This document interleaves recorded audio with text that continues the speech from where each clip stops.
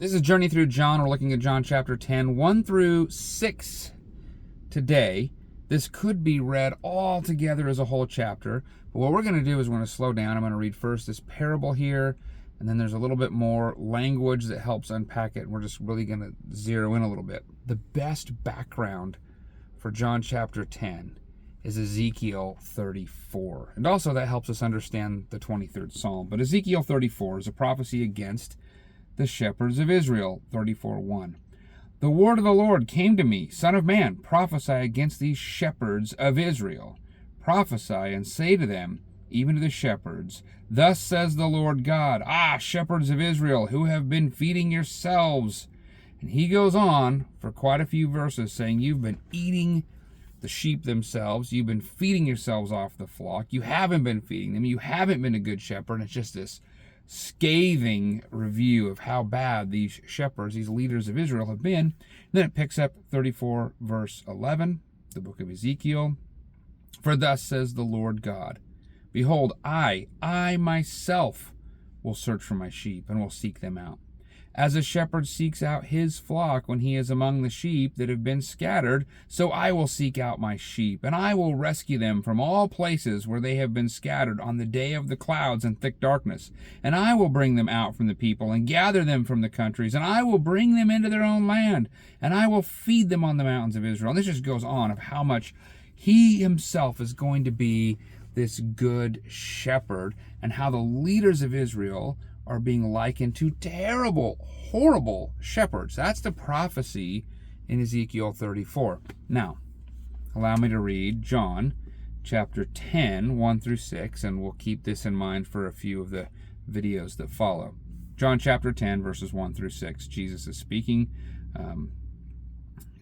to specifically the leaders, the religious leaders of Israel.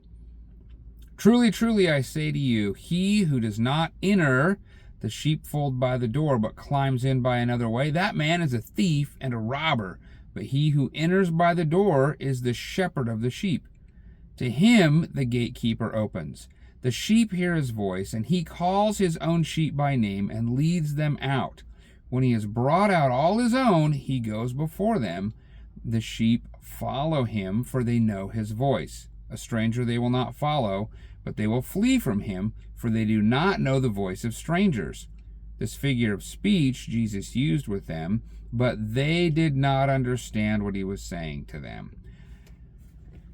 The following verses are going to be Jesus explaining more of what this parable means, and then even expanding on it even more. And it's pretty scathing. So I think it's helpful that we would take a time before reading the explanation, that we would meditate on this parable and see if we really understand it and feel it and grasp it. But I would leave us with this. As we're going to see in John chapter 10 through the whole thing, is that a disciple of Jesus, here likened to a sheep, and he's the shepherd, a disciple of Jesus is one who hears his voice and follows him, who hears the word and trusts and obeys it. That's the measure of who his people are, because of who he is. And the leaders are clearly terrible leaders because they're not obeying and following God and caring for the sheep.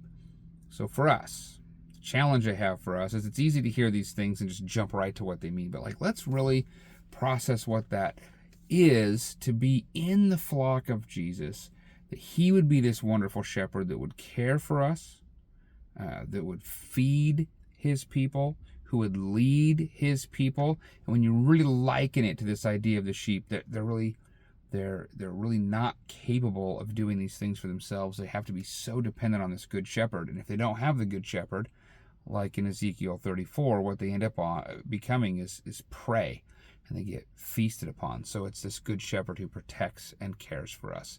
Let's really just enjoy that and worship the Lord in response to it.